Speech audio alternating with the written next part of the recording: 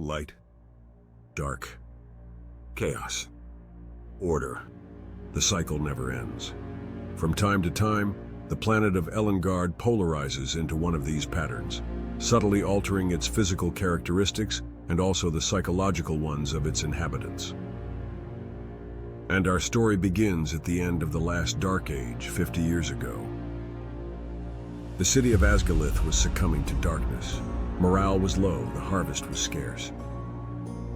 And it was then that a light appeared in the darkness. Eren and Argonon descended from the Undaris, beings with superhuman powers, and aligned with the light. Eren gifted the city with the Stones of Light, artifacts he had created, capable of radiating divine light and neutralizing the effects of darkness. The city was rebuilt, and Eren was revered as its savior. But this provoked the envy of some. Aiming for the Stones of Light and with other personal motives, Sharwan, an Argonon of the lineage of Chaos, declared war on Asgalith. The Battle of Asgalith was difficult, but Eren won and pursued Sharwan until he confronted and defeated her. Then Eren counterattacked and began his famous military campaign, conquering the tribesmen under Sharwan's influence. As Eren conquered more territories, the shadows of the Dark Age diminished until they ended. Eren took advantage of the conquest of the new lands to extend his influence of the doctrine of the Way of Light, which preached self-improvement as the way to a fulfilling life. Over time, the conquered peoples became increasingly dissatisfied with Eren's influence. Whispers of the name Sharwan, rumors of the Dark Lord's return, riots, and suspicious activities became more and more frequent. Eren's popularity declined until he decided to leave Asgalith. A few months after Eren's retreat, something unexpected happened. The village of Redleaf, on the border of the Empire, was taken over by a dense shadow. To this day, no inhabitant is known to have left, and no traveler who has ventured there has ever returned. From then on, the shadows have spread more and more to the present day.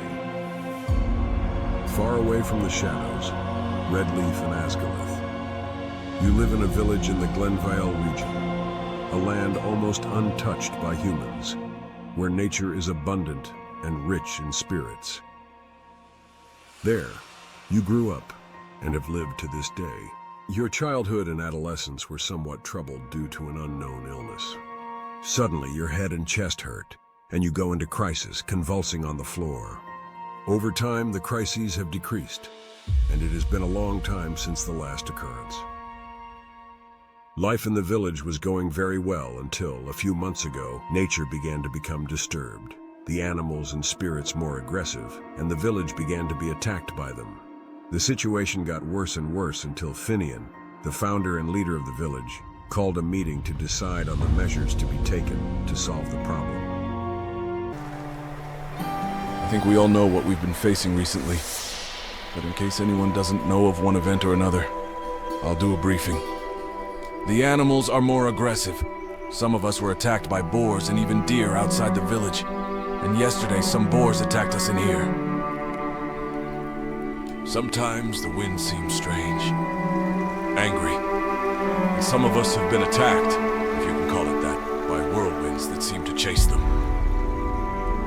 And yesterday, the most astonishing, a fence of the animal pens caught fire by itself.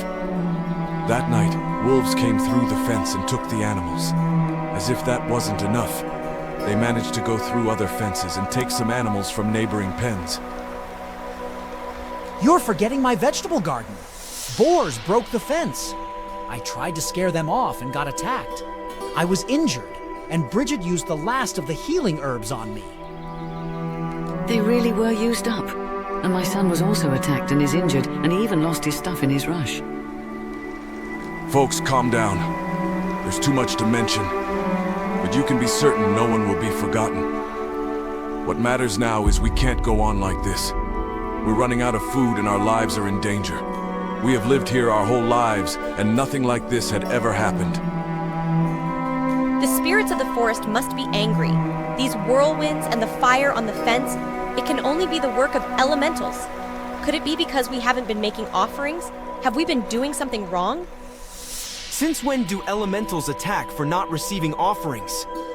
If we were mistreating nature, then that would make sense.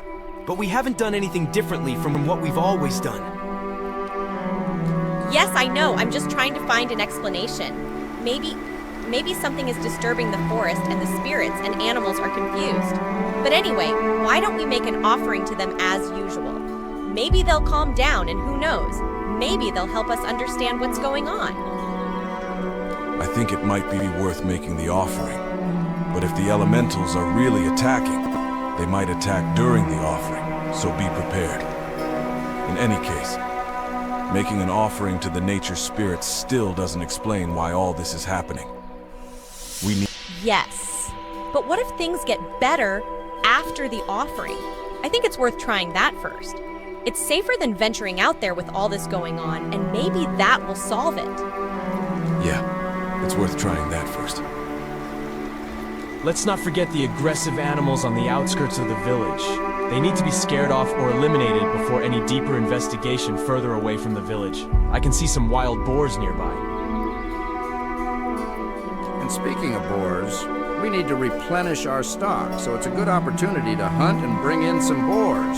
It won't even be a hunt since they're throwing themselves at us. Good idea. So here's the deal. We'll make the offering and clear the area of threats. Then we'll investigate more thoroughly in areas further away from the village.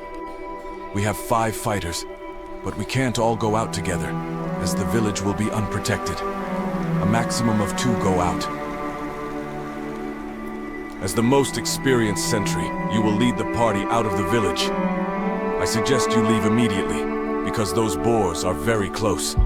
Good luck, and may the gods protect you. Come talk to me later, so I can show you how to make the offering to the spirits. I know you're very busy, but we need healing herbs. Talk to me later. Hey, it's been a while since we've trained and fought. Do you want to give it a go before we leave?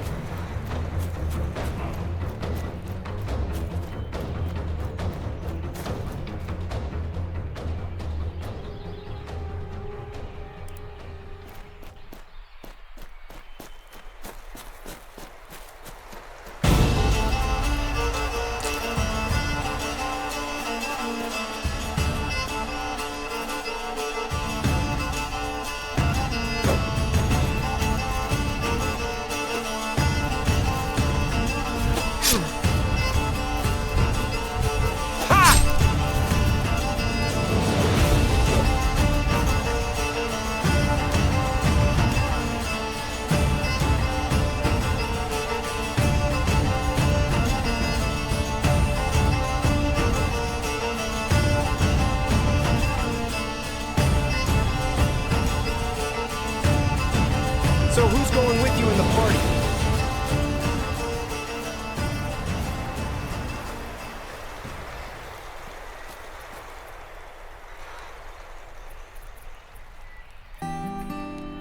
What? Are you sure? It's too dangerous to go out alone. There's no point in you doing it alone.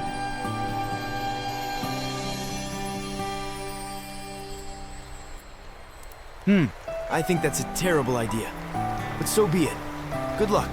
And if you change your mind, let us know.